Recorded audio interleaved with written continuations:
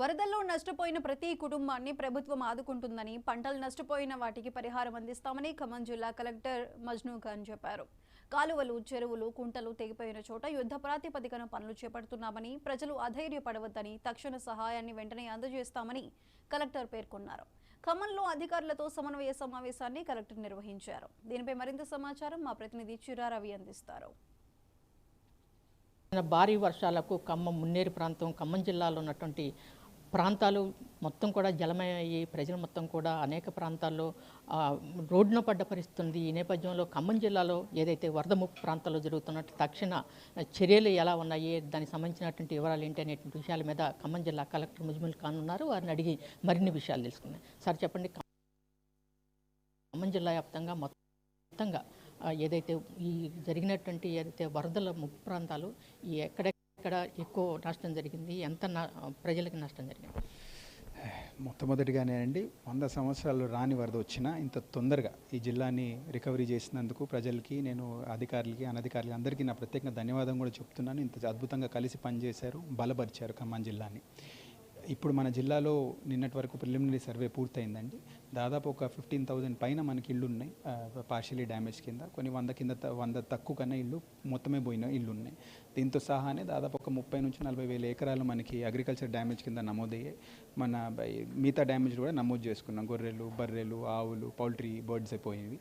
పూర్తిగా సర్వే పూర్తయింది. గవర్నమెంట్ దగ్గర ఇప్పుడు ఒక చర్చ జరుగుతుందండి. పూర్తిగా ఆదుకోవడానికి ఎలా మనం పరిహారం అందించాలనేది ఆ చర్చ పూర్తవగానే బ్యాంక్ అకౌంట్ డీటెయిల్స్ కూడా తీసుకొని పెట్టడం జరిగింది. ఖాతాలో టక్ కొట్టడానికి రెడీగా ఉంటామండి. అంటే ఇప్పటికే ఏదైతే ముప్పు ప్రాంతాల ప్రజలకి వరద సహాయాన్ని అందిస్తానన్నారు, వరద సహాయం 10,000 అందించారా, ఇంకా పెంచే 17,000 దాకా పెంచేటువంటి అవకాశం ఉందన్నారు. అంటే అంతవరకు ఇస్తారా, ఇంకా మిగతా పూర్తిగా డ్యామేజ్ అయినటువంటి వాళ్ళ పరిస్థితి? అంటే ఇది ఇమీడియట్ రిలీఫ్ అంటామండి. ఇమీడియట్ రిలీఫ్ అంటే ఇప్పుడు వరద రావడం వల్ల వాళ్ళు బయటికి వెళ్ళి పని చేయలేకపోతున్నారు. వరద రావడం వల్ల వాళ్ళు బిజినెస్లు నడపలేకపోతున్నారు. చిన్నగా రైతులు ఉన్నారు, ప్రభావితం అయి ఉన్నారు. ఇటువంటి వాళ్ళకి ఇమీడియట్ అసిస్టెన్స్ అంటామండి. మన యాక్చువల్లీ గవర్నమెంట్ గైడ్ లైన్స్ ప్రకారం వివిధ స్టేజెస్లో వివిధ పరిహారాలు అందించాలని చట్టం ఉంది. ఫస్ట్ స్టేజ్లో ఇది, రెండో స్టేజ్లో భూమిని మళ్ళీ మనం రీక్లెయిమ్ చేసుకొని పంటలు వేయడానికి, మూడో స్టేజ్లో ఇళ్ల కోసం పర్మనెంట్గా ఏమైనా కట్టాలన్నా చూడాలన్నా, నాలుగో స్టేజ్లో ఉపాధి కల్పించడానికి. ఇలా వివిధ స్టేజ్లో ఒక సంవత్సరం వరకు government plan is very detailed అండి. ఇవన్నీ అందిస్తేనే వాళ్ళు మళ్ళీ వాళ్ళ ఫ్యామిలీస్ని బలపరుచుకోవచ్చు అనేది. ఫస్ట్ స్టేట్ అసిస్టెన్స్ అందిస్తున్నాం. ఉదాహరణకి మీరు చూస్తుంటారు, దాదాపు ఒక 20,000 ప్యాకెట్లు మనం బట్టలతో సహా, ఒక సారీ, ఒక చీర, ఒక లుంగి, ఇటువంటివన్నీ పెట్టి బట్టలు అందించడం జరిగింది. 20,000 ప్యాకెట్లు, 5 కిలోలు రైస్, ఉప్పు, నూనె, కారం ఇవన్నీ పెట్టి ఇవ్వడం జరిగింది. ఇటువంటి అసిస్టెన్స్ ఆల్రెడీ అందించాం. ఫస్ట్ స్టేజ్ బయటపడ్డాం. ఇప్పుడు ఫైనాన్షియల్ అసిస్టెన్స్ రెండో స్టేజ్. ఇలా వివిధ స్టేజెస్లో మేము ముందుకు తీసుకెళ్తామండి. ఇక్కడికి ఆగిపోతామని అనుకునే అవసరం అసలే లేదు. పూర్తిగా ఆదుకోవడానికి గవర్నమెంట్ ప్రక్రియ పెట్టుకుంది. అంటే ప్రధానంగా ఇప్పుడు ఏదైతే ఈ ముప్పు ప్రాంతాల్లో ఎక్కువ చెరువులు, కుంటలు, కాలువలు కూడా తెగిపోయినాయి, ఈ తక్షణ చర్యలు ఎలా చేపడుతుంది? ఇది ఆల్రెడీ ఇరిగేషన్ శాఖ, రోడ్స్ అయితే రోడ్ శాఖ ఈ నమోదు చేసుకోవడం జరిగిందండి. ఇమీడియట్గా సివిల్ వర్క్, వార్ ఫుటింగ్ అంటే యుద్ధ ప్రాతిపదన బేసిస్ పైన చేయడానికి రెడీగా ఉన్నారు డిపార్ట్మెంట్స్ అన్ని. చర్చ ఇప్పుడు హైదరాబాద్లో జరుగుతుంది. గవర్నర్ మంత్రి గారు ఇచ్చిన ఆదేశాల ప్రకారం మనం పూర్తి చేసుకోవడం జరుగుతుంది. ఏదైనా కానివ్వండి, మన జిల్లాని మనం కాపాడుకుంటూ ఎప్పటి రాని వరదలు వచ్చినా కానీ ఎంత తొందరగా మనం బయట లాగించి మళ్ళీ నార్మల్సీకి రిస్టోర్ చేయాలో దాని గురించి మేము వెంటపడుతున్నాం.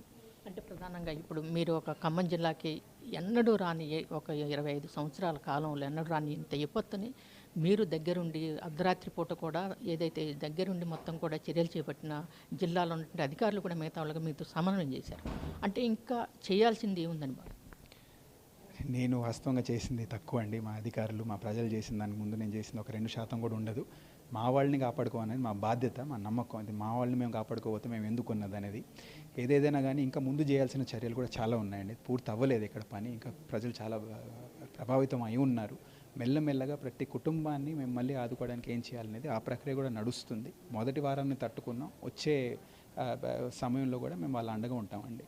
అంటే మీరు ఖమ్మం జిల్లాకు వచ్చిన తర్వాత మన ఖమ్మం మన కోసం అనేటువంటి ఒక ప్రత్యేకమైన కార్యక్రమాన్ని పెట్టారు, అదేంటి?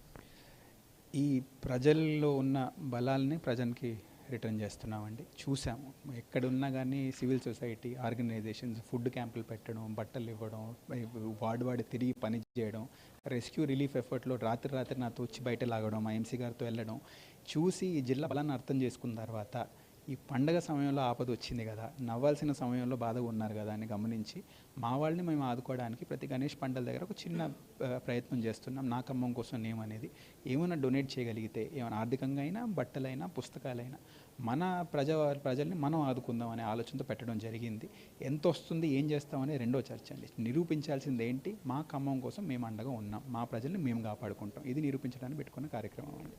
మా ఖమ్మం కోసం మేము అండగా ఉంటామని చెప్పేసి ఒక ప్రత్యేకమైన కార్యక్రమాన్ని తీసుకుని జిల్లా ప్రజలకి, వరద బాధితులకి అండగా ఉంటున్నటువంటి పరిస్థితి ఉందని చెప్పేసి ఖమ్మం జిల్లా కలెక్టర్ మజ్మూల్ ఖాన్ చెప్తున్నారు. కెమెరామన్ సుధాకర్తో చిర్రారవి, 99 టీవీ.